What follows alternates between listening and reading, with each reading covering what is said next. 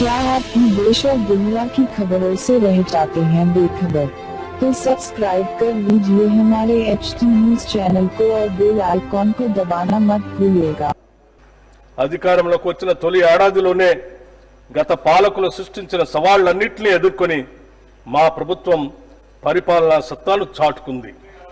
అయితే అదే సమయంలో లోక్సభ ఎన్నికలు రావడంతో ఎన్నికల నియమావళి అమల్లో ఉన్నందున అభివృద్ధి పనులకు కొంత విరామం ఏర్పడింది.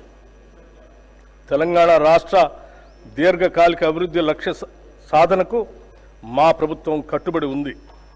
గౌరవ ముఖ్యమంత్రి శ్రీ రేవంత్ రెడ్డి గారి నాయకత్వంలో తెలంగాణ రైజింగ్ 2050 అనే ప్రణాళికతో మా పాలనని ముందుకు నడిపిస్తున్నాం. ఈరోజు మన రాష్ట్ర ఆర్థిక వ్యవస్థ పరిమాణం $200 బిలియన్. రాబోయే 10 ఏళ్ల కాలంలో దీని 5 రెట్లు అభివృద్ధి చేసి $1000 బిలియన్ ట్రిలియన్ వ్యవస్థగా రూపాంతరం చెందే దిశగా మా కార్యాచరణ ఉంటుంది. హైదరాబాద్ మహానగరంలో రవాణా మౌలిక సదుపాయాల విస్తరణ, పర్యావరణ పరిరక్షణ మరియు సాంకేతిక అభివృద్ధి ప్రధాన అంశాలుగా అంతర్జాతీయ స్థాయిలో ఒక గ్లోబల్ సిటీగా తీర్చిదిద్దేందుకు మాస్టర్ ప్లాన్ను తయారు చేస్తున్నాం.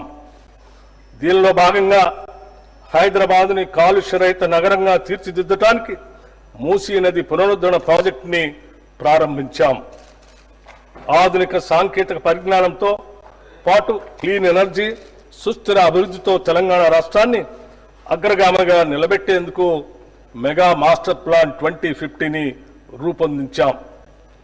భూమి లేని వ్యవసాయ కూలీలు, ఉపాధి దొరకని రోజుల్లో పస్తులుండే దీనస్థితి నుండి వారిని కాపాడేందుకు ఇందిరమ్మ ఆత్మీయ భరోసా పథకాన్ని అమలు పరుస్తామని ఎన్నికల్లో చేసిన వాగ్దానానికి అనుగుణంగా సంవత్సరానికి ప్రతి వ్యవసాయ కూలీ కుటుంబానికి ₹12,000 చెల్లించే బృహత్తర పథకాన్ని అమలు చేస్తున్నాం. మన రైతన్నలకు ఇచ్చిన మాటకు కట్టుబడి మా ప్రభుత్వం వారిని రుణవిముక్తులు చేసింది. వారికి 2 లక్షల లోపు రుణాలను మాఫీ చేసింది. ఇప్పటి వరకు 25.35 లక్షల మంది రైతులకు ₹20,616.89 రుణమాఫీ చేశాం. దీనివల్ల రైతులు మళ్లీ వ్యవసాయ రుణాలు పొందటానికి మార్గం సుగమమైంది.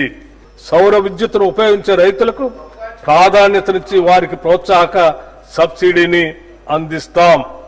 వ్యవసాయ శాఖకు ఈ బడ్జెట్లో ₹24,439 కోట్ల ప్రతిపాదిస్తున్నాం.